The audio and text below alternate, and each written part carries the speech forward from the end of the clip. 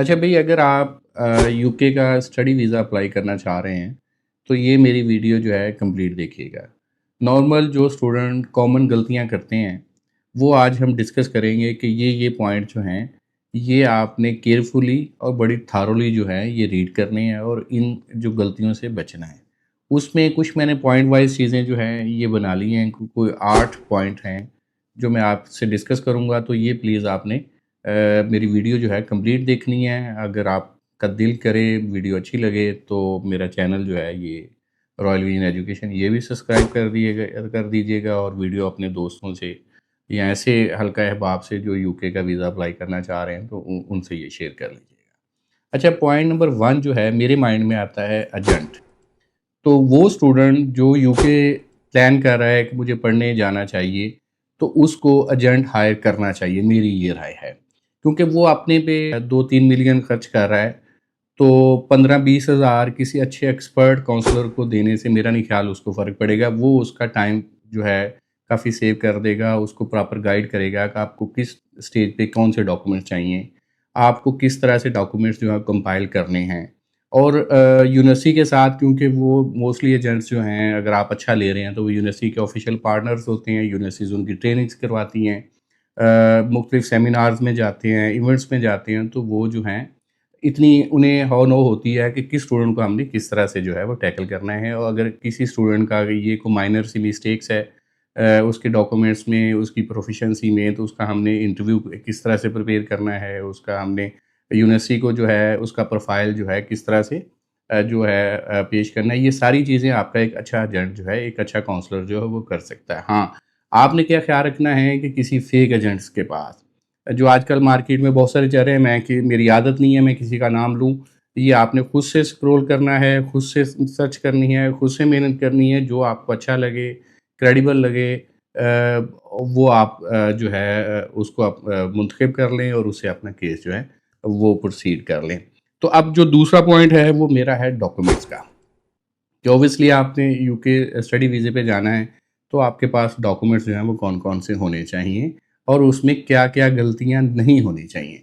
बहुत सारे हमने स्टूडेंट ऐसे देखे हैं कि होता यूँ है कि उनका बर्थ सर्टिफ़िकेट पे नेम और है या नेम स्पेलिंग कुछ और है, पासपोर्ट पे और है, एकेडमिक एजुकेशनल डॉक्यूमेंट्स पे कुछ और है।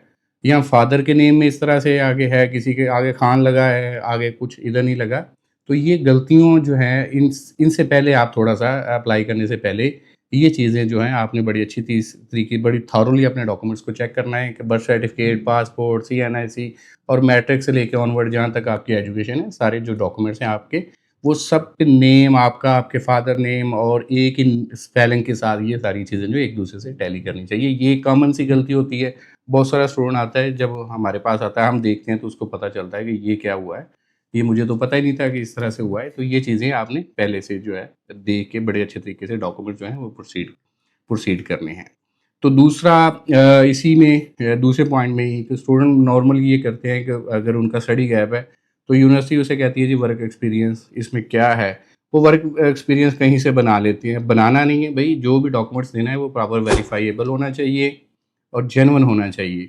कहीं पे भी आपने कोशिश नहीं करनी कि आपका कोई फेक डॉक्यूमेंट्स, कोई गलत डॉक्यूमेंट जो है वो यूनिवर्सिटी को आप प्रेज़ेंट करें। इससे क्या होगा, आपका अपना प्रोफ़ाइल जो है वो ख़राब होता है। तो पीछे वाली बात, जैसे एजेंट होगा तो वो ऑब्वियसली आपको पहले ही बताएगा कि भई ये डॉक्यूमेंट्स गलत है, वो चेक कर लेगा।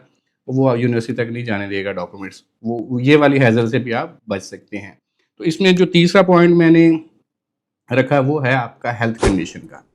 हेल्थ कंडीशन, जैसे आपको पता है कि हम पाकिस्तानी जब यूके का वीज़ा अप्लाई करते हैं, स्टूडेंट वीज़ा, तो यहाँ ऐसा कोई भी वीज़ा जो 6 माह से ज़्यादा होता है, तो हमें एक टीबी टेस्ट जो है वो रिक्वायर्ड होता है। तो अगर आप सिगरेट पीते हैं या आपको कोई फ्लू का मसला है, बुखार है या छाती में कोई दर्द वगैरह है, तो आप अप्लाई करने से पहले, फ़ीस पे करने से पहले आप किसी डॉक्टर से, किसी अच्छी लेबॉरेटरी से जो है अपना टीबी टेस्ट करवाएँ। उनसे जो है चेक करवा लें, एक नॉमिनल सा अपना टेस्ट करवा के, उसके बाद जो है प्रॉपर जो यूकेवीआई की पैनल जो हैं इंस्टीट्यूट्स हैं, जो पैनल अदारे हैं, वहाँ से आप अपना टीबी टेस्ट जो यूकेवीआई जो एम्बेसी को रिक्वायर्ड होता है वहाँ से करवाएँगे। तो वह हेल्थ कंडीशन को आपने पहले जो है वो चेक कर लेना है अप्लाई करने से पहले। तो इसी तरह से जो मेरा चौथा पॉइंट होगा, वो होगा आपका इंटरव्यू प्रिपरेशन। अच्छा, सम टाइम ऐसा होता है कि यूनिवर्सिटी जो है आपका क्रेडिबिलिटी इंटरव्यू लेती है बिफोर पेमेंट, कुछ यूनिवर्सिटियाँ आफ्टर पेमेंट लेती हैं, कुछ यूनिवर्सिटियाँ क्रेडिबिलिटी इंटरव्यू लेती ही नहीं हैं। उस सूरत में जो यूनिवर्सिटियाँ क्रेडिबिलिटी इंटरव्यू नहीं लेती, तो उसमें चांसेस होते हैं कि आपका एम्बेसी से जो है वो इंटरव्यू आ जाए। तो आपने इंटरव्यू प्रिपेयर रखना है। जैसे आप वीज़ा अप्लाई करें, आप फ़ौरी तौर पे अपना एसओपी अगर आपने खुद लिखा है या किसी से आपने को असिस्टेंस ली है, तो आपको पता हो कि मैंने एसओपी में लिखा क्या है। सम टाइम ऐसा होता है स्टूडेंट ने एसओपी में ये लिखा होता है कि आफ्टर कंप्लीशन माय डिग्री जी मैंने जो है कोका कोला में जॉब की है, लेकिन जब वो इंटरव्यू में बता रहा होता है कहता है नहीं जी मैं तो कोका कोला में नहीं था, मैं तो जो है जो सैमसंग में जॉब कर रहा था। तो इस तरह से जो जब कंट्राडिक्शन आती है, जब आपने पढ़ी नहीं होती चीज़ें, आपने इंटरव्यू प्रिपेयर नहीं किया होता, तो उसमें आपका रिफ्यूज़ल होने के चांसेस ज़्यादा हैं। तो आपका इंटरव्यू जैसे ही आप स्टूडेंट वीज़े के लिए जो है आप प्रिपेयर आप माइंड करते हैं, आप साथ में अपना जो है इंटरव्यू के लिए भी आप रेडी रहें कि किसी भी स्टेज पे इंटरव्यू आ सकता है। तो अगली चीज़ है ईमेल आईडी। तो ये एक ऐसी चीज़ है कि मैं कुछ ज़्यादा हार्श वर्ड में तो नहीं बोलूँगा, लेकिन सम टाइम ऐसा होता है कि स्टूडेंट जाता है किसी कंसल्टेंट के पास, वो उसकी अपनी ईमेल आईडी बना लेता है और उस पे वो स्टूडेंट का एडमिशन प्रोसीड कर देता है, उसी आईडी पे उसका वीज़ा डाल देता है।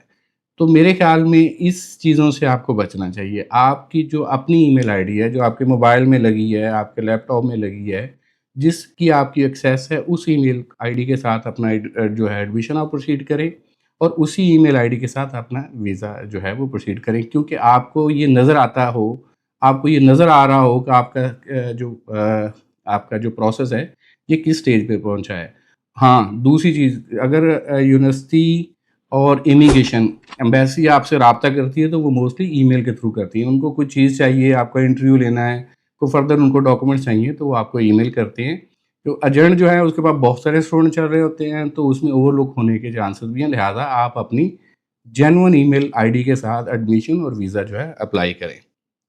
पॉइंट नंबर 6 जो है वो है जी इमिग्रेशन हिस्ट्री।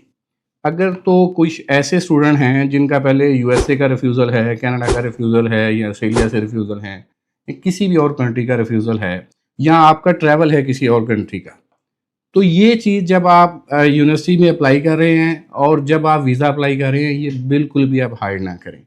किसी किस्म की कोई इन्फॉर्मेशन जो है आप ना यूनिवर्सिटी से, ना इमिग्रेशन से, एम्बेसी से आप हाइड ना करें। इस सूरत में क्या होता है कि अगर खुदा न खास्ता आपका ये झूठ पकड़ा जाए, तो आपका वीज़ा भी रिफ्यूज़ हो जाता है, आपको 10 ईयर का बैन भी लग जाता है और यूनिवर्सिटी जो है आपकी फ़ीस भी वापस नहीं करती। तो आपका जो जेन्युइन स्टेटस है, जिस तरह का है, आप उसी के साथ अपना जो है एडमिशन प्रोसीड करें, आप वीज़ा जो है वो अप्लाई करें। पॉइंट नंबर जो 7 है, वो बड़ा अहम है, वो आपके हैं फ़ाइनेंशियल डॉक्यूमेंट्स। जैसे आपको पता है कि स्टूडेंट को जो है एक बैंक स्टेटमेंट रिक्वायर्ड होती है, तो आपने जब अप्लाई करना है, तो ये देख लेना है कि मेरी जिस दिन मैं वीज़ा फ़ीस पे कर रहा हूँ, उससे प्रीवियस 28 डेज़ मेरे बैंक स्टेटमेंट फंड्स पड़े हुए को हो गए हैं और मेरे जो फंड्स पड़े हैं, वो अप टू मार्क हैं, क्योंकि रिमेनिंग फ़ी प्लस लिविंग कॉस्ट लंदन की और दूसरी जो हम दूसरी वीडियो में डिस्कस कर चुके हैं आउट ऑफ लंदन में, वो आपने प्रॉपर कैलकुलेट कर लेनी है कि जी कि मेरी जितने मुझे फंड्स चाहिए उससे वो रिक्वायर्ड फंड मेरे बैंक में पूरे हैं और जो 28 दिन है वो भी पूरे हैं, तो आपने वीज़ा फ़ीस पे करनी है। दूसरा जब आपने प्रिंट आउट लेना है, ऑब्वियसली आप बैंक में जाते हैं, वो प्रिंट आउट लेते हैं, उसमें देख लेना है कोई गलती तो नहीं है, कोई मिस प्रिंटिंग तो नहीं है, प्रॉपर लेटर हेड है, बैंक के मैनेजर की स्टाम्प लगी हुई है, अगर जो एम्बेसी जो वेरीफाई करना चाहे तो बड़ी आसानी से वो कर सके। तो ये कुछ पॉइंट थे जो 8 मैंने आपसे जो है डिस्कस किए हैं। इनका ख्याल रखिएगा, तो इंशाल्लाह ताला आपका जो है वीज़ा जो है सक्सेसफुल रहेगा। Thank you.